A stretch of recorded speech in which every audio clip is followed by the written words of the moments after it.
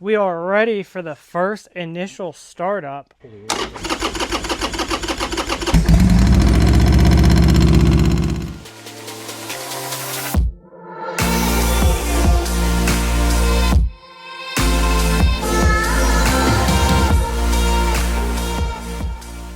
What's up guys, welcome back to the channel. So if you're clicking on this video, it's probably because you know we're getting close to firing up the Sportster after the Hammer Performance 1275 build. So this is part 3. So without further ado, let's get into it. So as you can see, we got the Sportster pretty much kind of ready. We got to get the fuel tank on, we got to get the air cleaner on, the exhaust on, and then hopefully we'll be able to fire it up today and get to hear her purr for the first time. So the first thing we're going to do is we're going to reinstall the new air cleaner. I say reinstall, but it's really installing the new Hammer Performance Impact air cleaner. So that's what I'm going to be doing first. And then after that, we'll kind of kick around if I feel like the exhaust or the tank, clean it up a little bit and fire it up. So let me set you guys up, and we'll get to installing the new intake.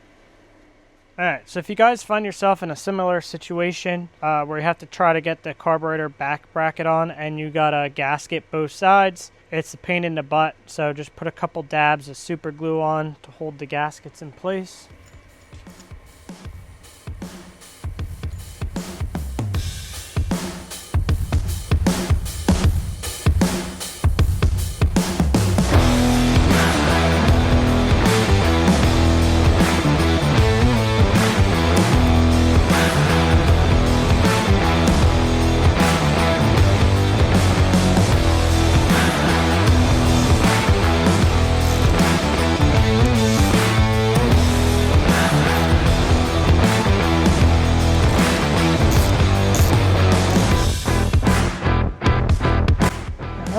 Appears that all the other holes are lined up, gaskets lined up on both sides. So next we're gonna put the crankcase breather hose on. Thinking about doing something like such, that way the filter's kind of hanging up, so if it gets super saturated it shouldn't drip.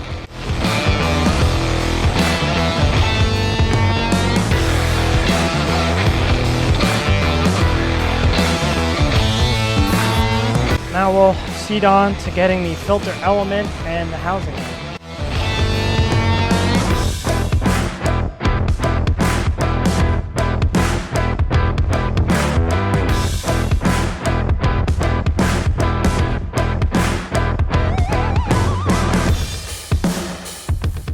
Now the back plate's on, install the filter.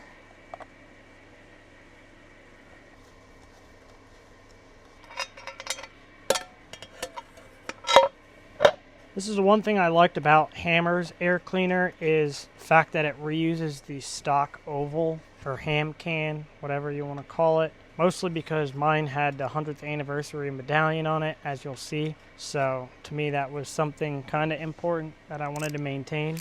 And then also just because then anybody on the street doesn't know that there's a Hammer Performance filter right behind it.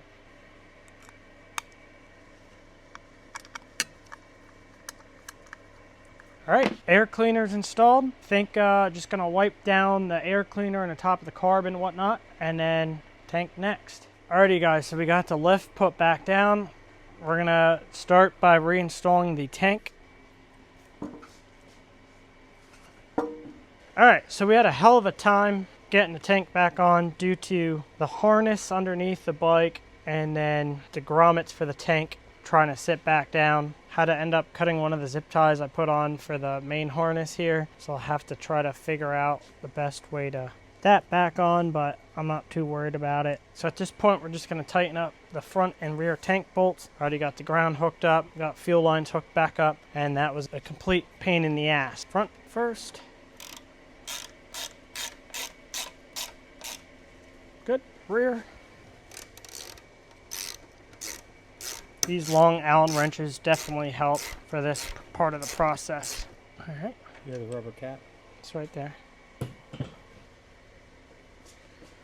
the fuel line turned on. So at this stage, we'll jack it back up so that way we can get to the exhaust a little easier. Thank goodness we have 2 pairs of hands for the exhaust, because that's always fun trying to line it up and whatnot. So besides putting the exhaust on, we'll have to drain the oil that's in it as well. Put some fresh oil and a filter on it. Yeah, the screws go through that, yeah. Okay, so the exhaust is back on. I'm just gonna go over the exhaust flange nuts once more.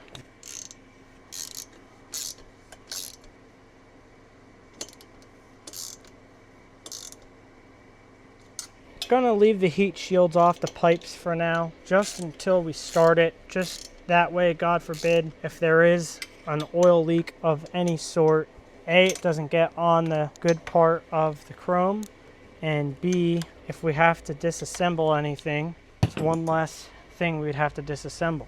Yeah. I'm pretty sure if the carb was leaking fuel anywhere, we would have found it by now, but just because the carb was apart and cleaned, but also checking these fuel lines too, making sure nothing looks wet up there.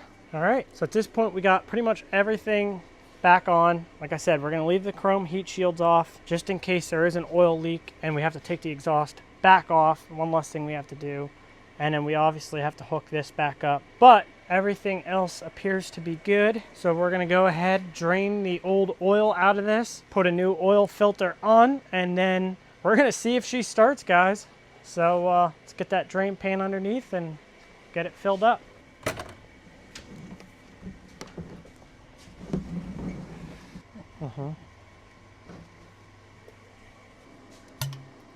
So we got all the oil drained out, got the new oil filter on.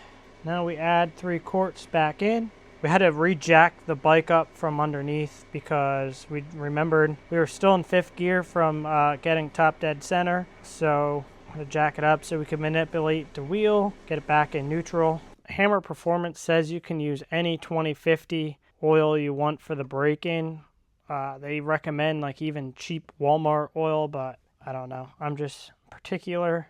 Technically, I can get this Mobil 1 V-Twin at Walmart, and that's the cheapest, finest Mobil 1, so using Walmart oil.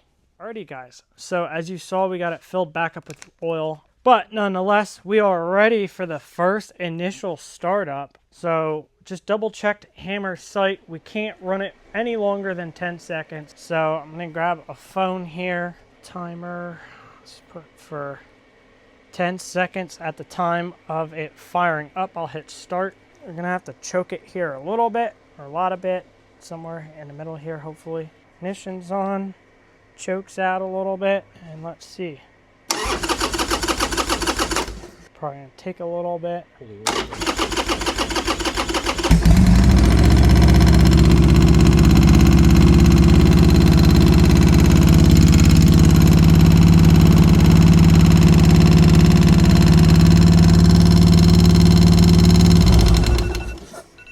Alright, that was 10 seconds.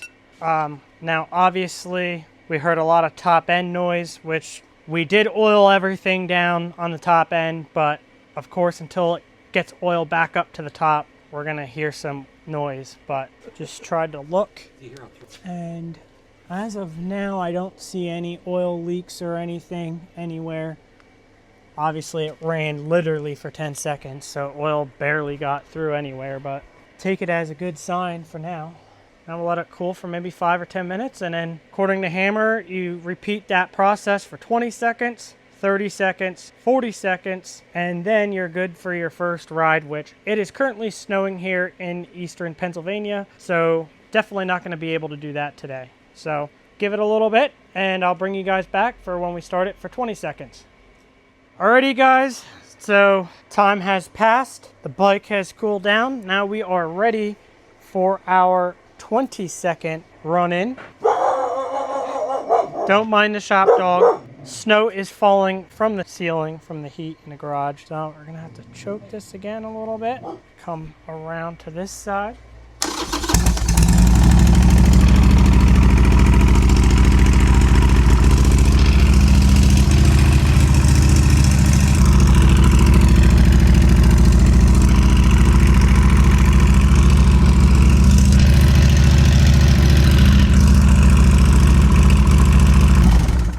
guys, so now we're ready for our third heat cycle of 30 seconds.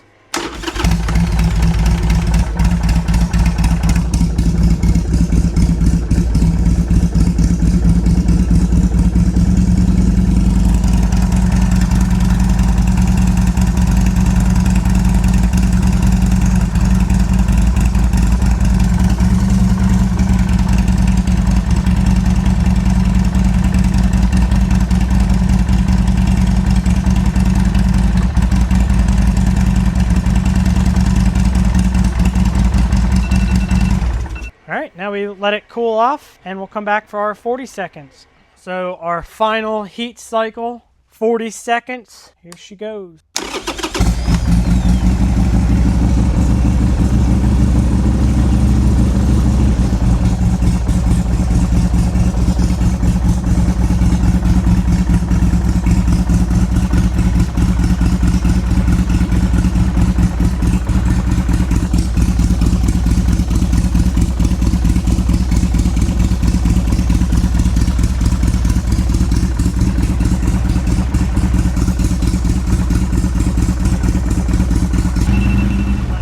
Guys, so there you have it. There's the initial heat cycling breaking in process for the Hammer Performance 1275 kit. Everything's looking good. The only thing that we just noticed now is the fuel is kind of leaking from the fuel line around the petcock area.